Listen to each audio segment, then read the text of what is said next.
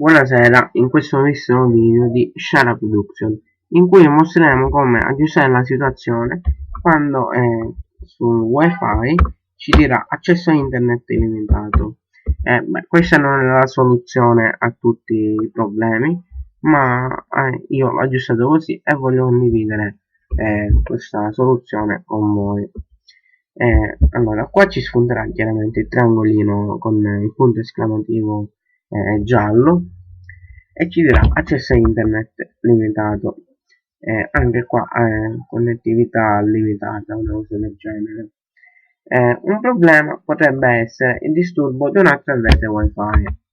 Nel mio caso l'altra rete di wifi che disturbava era questa qua, Mandarin Comune di Shara, che andava a cambiare l'indirizzo IP e un po' tutti i parametri del mio wifi. Per controllare i parametri di un wifi bisogna cliccarci con il tasto destro di sopra e mettere stato. Andiamo qua, dettagli, l'indirizzo IP, subnet mask, gateway, il server DNS che sono vari, ma io consiglio di mettere sempre 8.8.8.8, 8.8.4.4 che sono i DNS ufficiali di Google. Per andare a cambiare questi parametri bisogna cliccare su proprietà, andare su protocollo internet versione 4 e mettere o automaticamente un indirizzo IP se abbiamo il server HDCP attivato o, come nel mio caso, è disattivato, metterlo manualmente, chiaramente anche DNS. Un altro modo per vedere i parametri della connessione è questo di qua, andare su command prompt, che io ce l'ho qua sul desktop, ma si cerca qua su Windows, scriviamo command prompt o prompt dei comandi e clicchiamo di sopra e scriviamo tutto attaccato, mi raccomando minuscolo, ip config.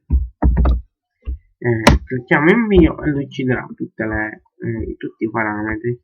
Questo poi è molto utile per controllarli. Ma andiamo al sodo. Per limitare questo problema io ho fatto un'operazione molto semplice ma che spesso è conosciuta agli utenti di Windows e che crea molti problemi.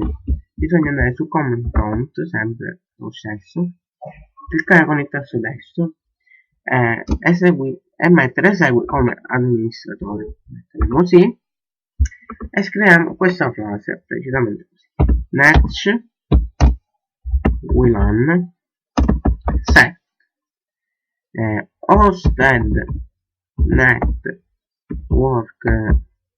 mode uguale disallow.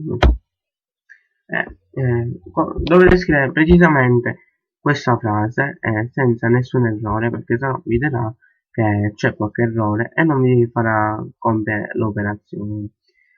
Questo hosted network permette di collegarsi, di avere i parametri di due wifi contemporaneamente sullo stesso account del computer, ma in questo modo però come in questo caso si rischia di andare a danneggiare la propria rete. Chiaramente dopo che si scrive questa frase si ammacca l'invio. Io non lo faccio perché già l'ho fatto e chiudiamo. A questo punto si dovrebbe fare da solo il wifi o al massimo vi scollegate e vi ricollegate da soli.